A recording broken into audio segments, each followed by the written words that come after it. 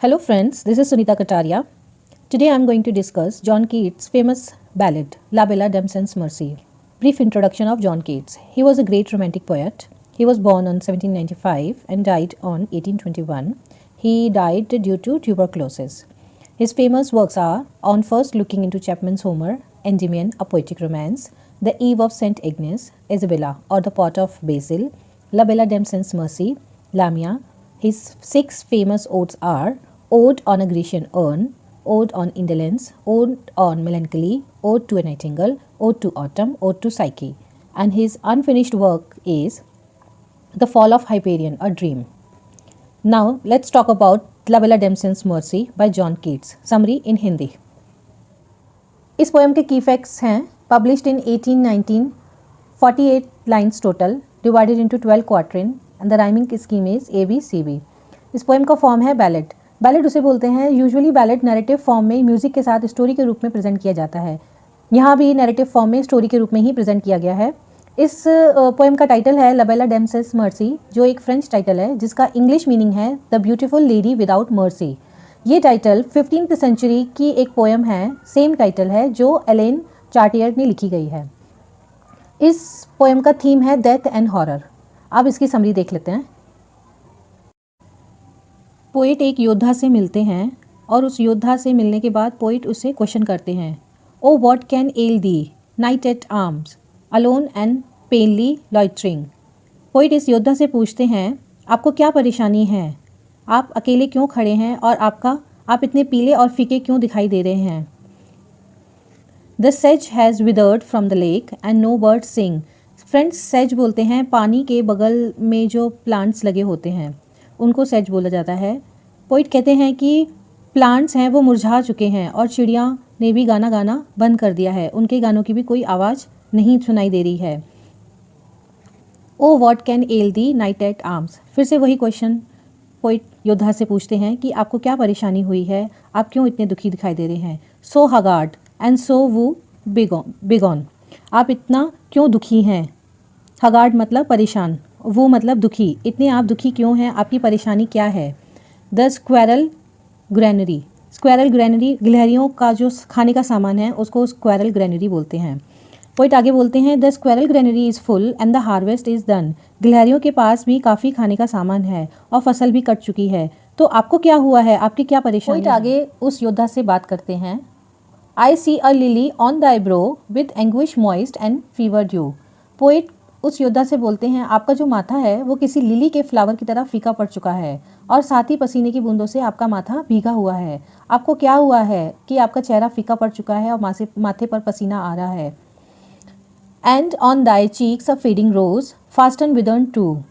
Poet आगे बोलते हैं कि आपके गालों पर जो लाल रंग हुआ करता था गुलाब के जैसा, वो भी बहुत तेज़ी से फीका पड़ रहा है.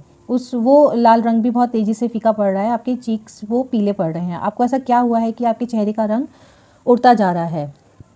अब आगे की लाइंस में पोइट ये बताएंगे कि उनको क्या परेशानी है.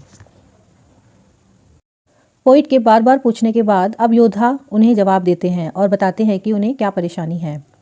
I met a lady in the meads full beautiful a faery's child. Poet कहते हैं कि वो एक बहुत ब्यूटीफुल लेडी से मिले.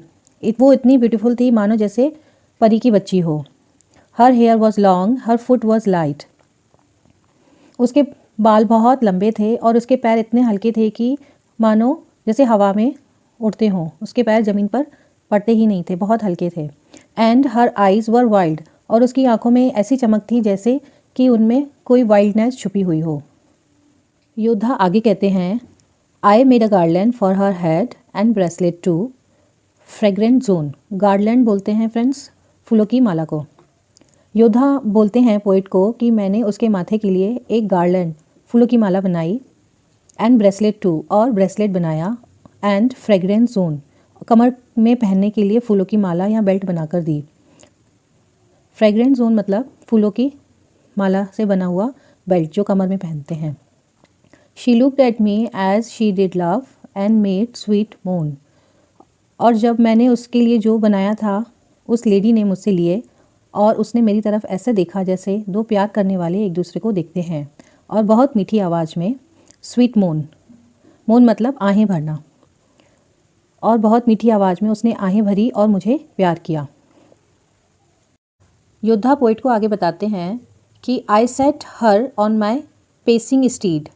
पेसिंग स्टीड का मतलब है दौड़ते हुए घोड़े पर बैठना। मैंने उसे अपने दौड़ते हुए घोड़े पर बिठाया और मैं भी उसके पीछे बैठ गया। And nothing else saw all day long. और पूरे दिन मैंने कुछ नहीं देखा, बस उस लेडी को देखा जो मेरे साथ मेरे घोड़े पर बैठी थी। For side long would she bent. क्योंकि जिस तरह घोड़ा आगे की ओर बढ़ रहा था तो वो भी आगे की ओर झुक गई। And sing a faery song. और गाना गाने लगी। मैं उस गाने को नहीं जानता, लेकिन ऐसा लग रहा था जैसे वो एक परियों का गाना हो। योद्धा आगे बताते हैं उस लेडी के बारे में। She found me roots of relish. Friends, roots of relish बोलते हैं ज़मीन की जड़ें। योद्धा बताते हैं कि हम एक जगह रुके और उस लेडी ने ज़मीन में से जड़ों को निकालकर मुझे दिया जो बहुत मीठी थी खाने में। एंड हनी वाइल्ड, और जंगली शहद भी दिया। एंड माना ड्यू, और उसने मुझे एक और खाने की चीज़ दी जिसको खाकर मुझे माना की याद आ गई। फ्रेंड्स, माना उसे बोलते हैं जब इज़राइलियों ने इजिप्ट की यात्रा की थी तो उन्होंने वहाँ एक तरह का खाना खाया था जिसे माना बोलते हैं। तो उस लेडी ने योद्धा को एक ऐसी चीज़ और खाने को दी जिसको खाने के बाद योद्धा को माना की याद आ गई। And sure in language strange, और उस लेडी ने एक अजीब भाषा में मुझसे कहा, आई लव दी ट्रू। मैं तुमसे सच्चा प्यार करती हूँ। और यह सुनकर योद्धा बहुत खुश हो गए। She took me to her एल्फिन ग्रॉट। एल्फिन ग्रॉट मतलब जादुई गुफा। अब वो लेडी क्या करती है, उस योद्धा को अपनी जादुई गुफा में ले जाती है। And there she wept and sighed full sore, और वो वहाँ पहुँचकर बहुत रोने लगती है। एंड साई फुल सोर मतलब पूरी तरह से आहें भरने लगती है। यहाँ योद्धा ये पहचान नहीं पा रहे हैं कि वो क्यों रो रही है, उसको क्या दुख है, ये खुशी के आंसू हैं या दुख के। अब योद्धा क्या करते हैं, and there I shut her wild wild eyes. अब जिन आंखों में इतनी चमक थी उन आंखों को योद्धा बंद कर देते हैं। विथ किसेस 4, और 4 बार किस करते हैं जिससे कि वो शांत हो जाए और रोना बंद कर दे। योद्धा आगे पोइट को बताते हैं, and there she lulled me as sleep. Lulled मतलब लोरी गा के सुलाना, और उसने मुझे लोरी गा के सुला दिया। एंड देयर आई ड्रीम्ड अ वो बिटाइड, और मैंने वहाँ एक सपना देखा जो बहुत दुख से भरा हुआ सपना था। वो बिटाइड मतलब दुख से भरा हुआ सपना। The latest dream I ever dreamed, और ये वो आखिरी सपना था जो मैंने देखा था। On the cold hill side, उस गुफा में जो ठंडी पहाड़ी की तरफ थी। अब योद्धा पोइट को अपने सपने के बारे में बताते हैं कि उन्होंने सपने में क्या देखा। I saw pale kings princes too. मैंने राजाओं को देखा, राजकुमारों को देखा। पेल वॉरियर, और योद्धाओं को देखा जो सभी फीके पड़े हुए थे। पेल मतलब फीके पड़े हुए थे। That pail were they all, वो इतने फीके थे, इतने कमज़ोर थे जैसे कि उनकी डेथ हो चुकी हो।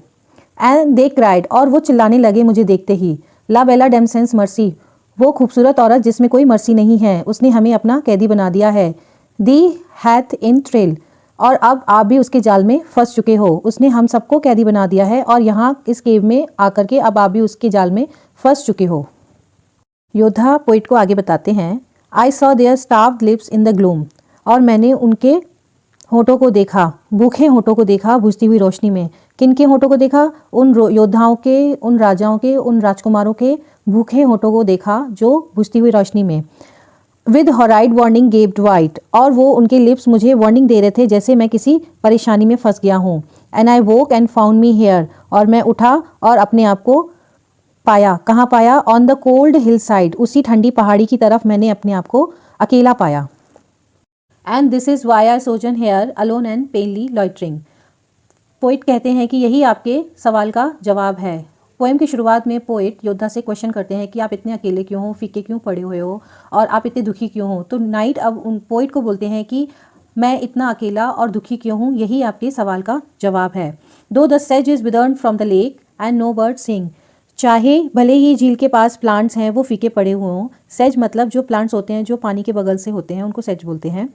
चाहे झील के पास जो प्लांट्स हैं वो फीके पड़ चुके हों, मुरझा चुके हों, और बर्ड्स गाना नहीं गा रही हैं, उन्होंने गाना गाना बंद कर दिया है, लेकिन मैं यहाँ फंस चुका हूँ उस लेडी की कैद में, वही खूबसूरत लेडी जिसके अंदर कोई मर्सी नहीं है। फ्रेंड्स, यहाँ हमारी पोएम फिनिश होती है। कीट्स ने इस ब्यूटीफुल बैलेट को बहुत ही ब्यूटीफुली नैरेटिव फॉर्म में प्रेजेंट किया है। फ्रेंड्स, आपको मेरी ये एक्सप्लेनेशन पसंद आई हो तो मेरे चैनल को सब्सक्राइब करें, शेयर करें, कमेंट करें और ज़्यादा से ज़्यादा लाइक करें। मिलते हैं अगली वीडियो में। Thank you so much.